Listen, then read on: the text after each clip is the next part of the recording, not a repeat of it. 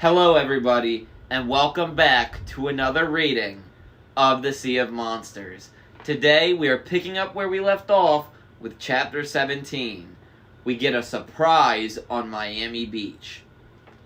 Percy, wake up. Salt water splashed my face. Annabeth was shaking my shoulder.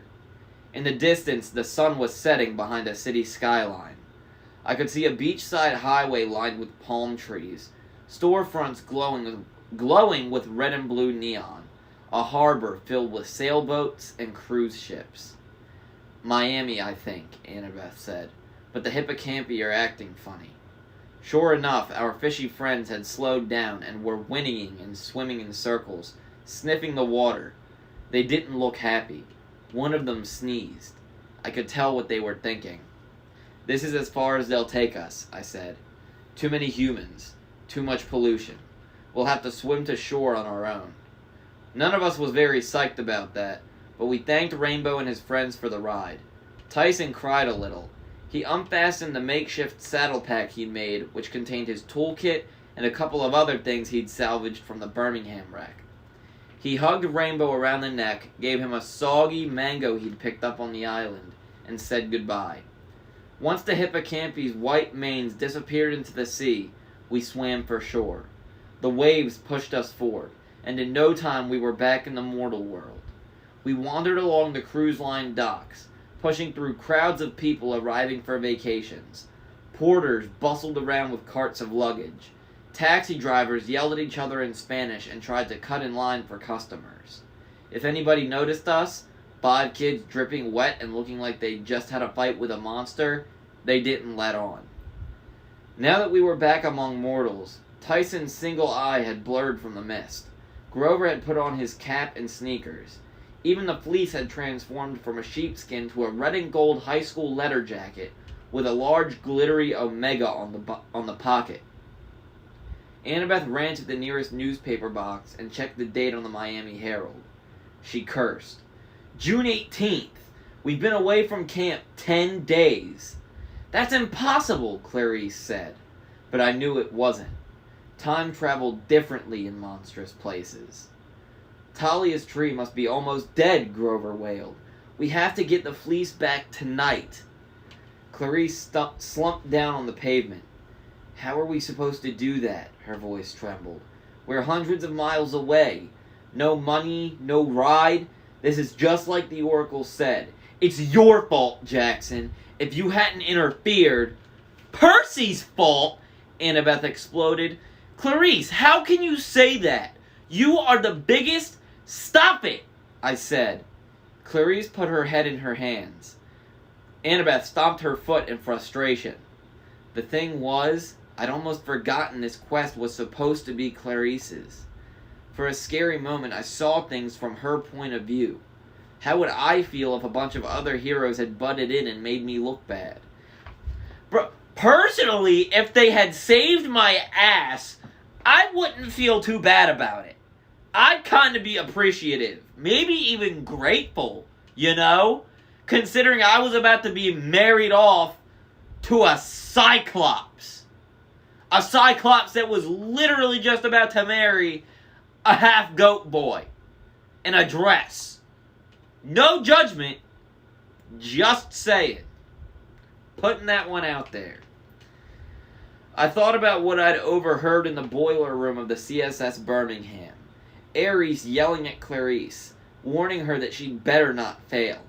Ares couldn't care less about the camp, but if Clarice made him look bad...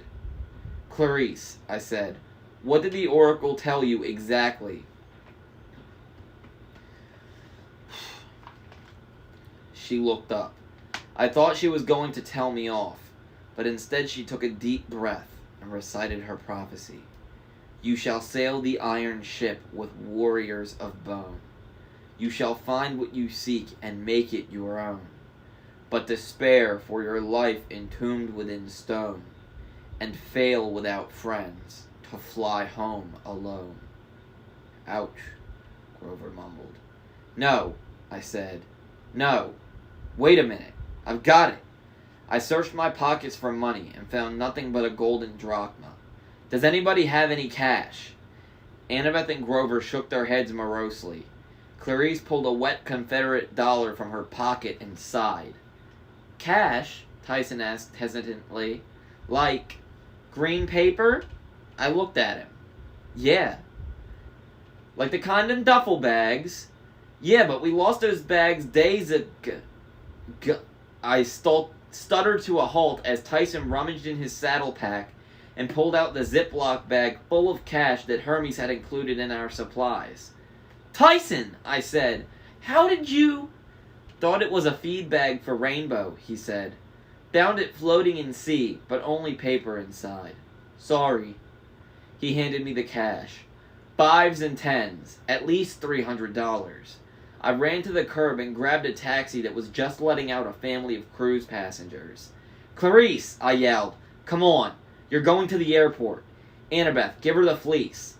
I'm not sure which of them looked more stunned as I took the fleece letter jacket from Annabeth and tucked the cash into its pocket and put it in Clarice's arms. Clarice said, You let me? It's your quest, I said, but we only have enough money for one flight. Besides, I can't travel by air. Zeus would blast me into a million pieces. That's what the prophecy meant. You'd fail without friends, meaning you'd need our help, but you'd have to fly home alone. You have to get the fleece back safely. I could see her mind working, suspicious at first, wondering what trick I was playing, then finally deciding I meant what I said. She jumped in the cab. You can count on me. I won't fail.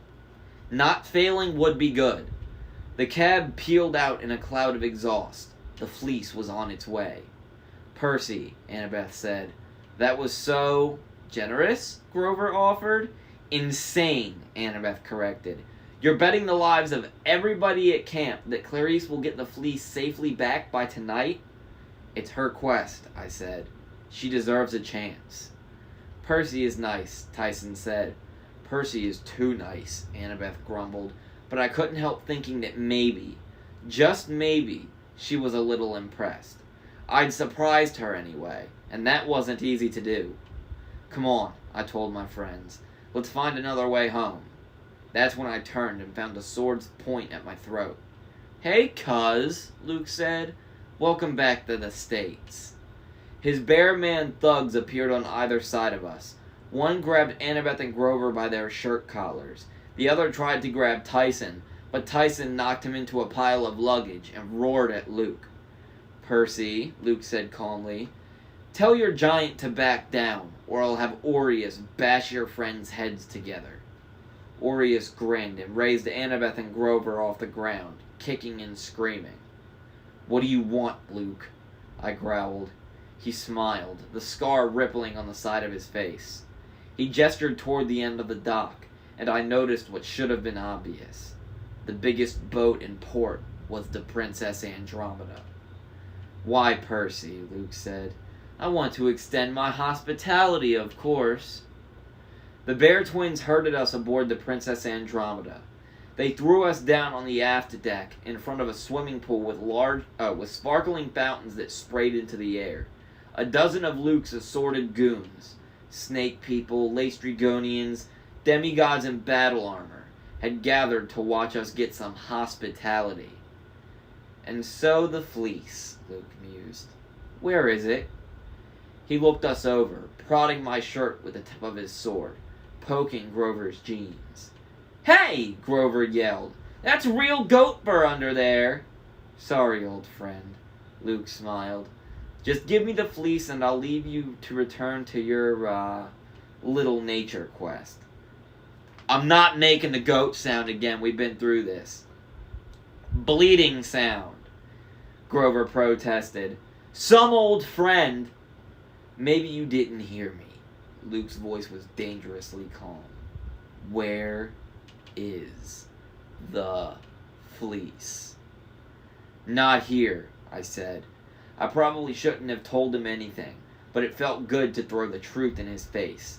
We sent it on ahead of us. You messed up. Luke's eyes narrowed. You're lying. You couldn't have. His face reddened as a horrible possibility occurred to him. Clarice? I nodded. You trusted. You gave. Yeah. Agrius! The bear giant flinched. Yes? Get below and prepare my steed.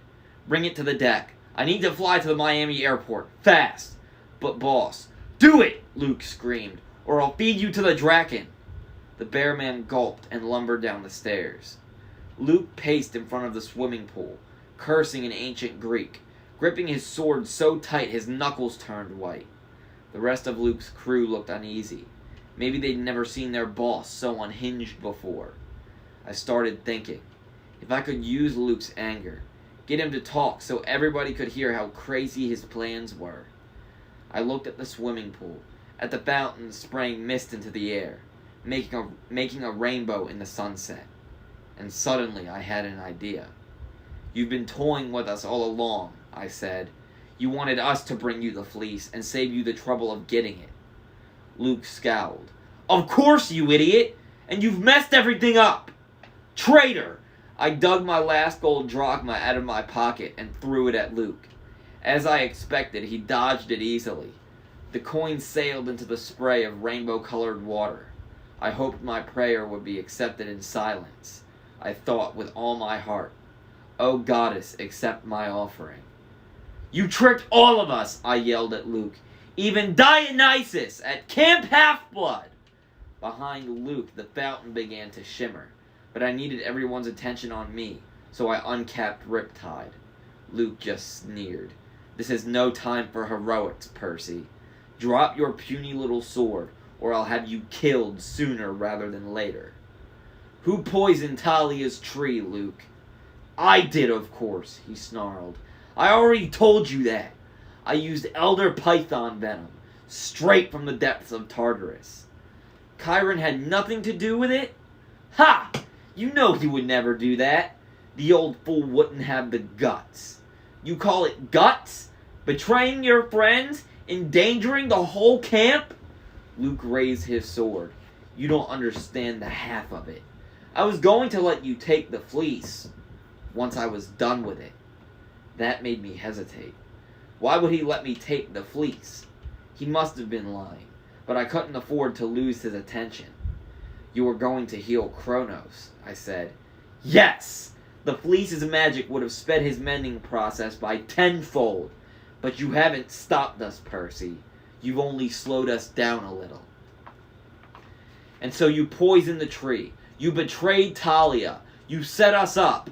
All to help Kronos destroy the gods. Luke gritted his teeth. You know that. Why do you keep asking me?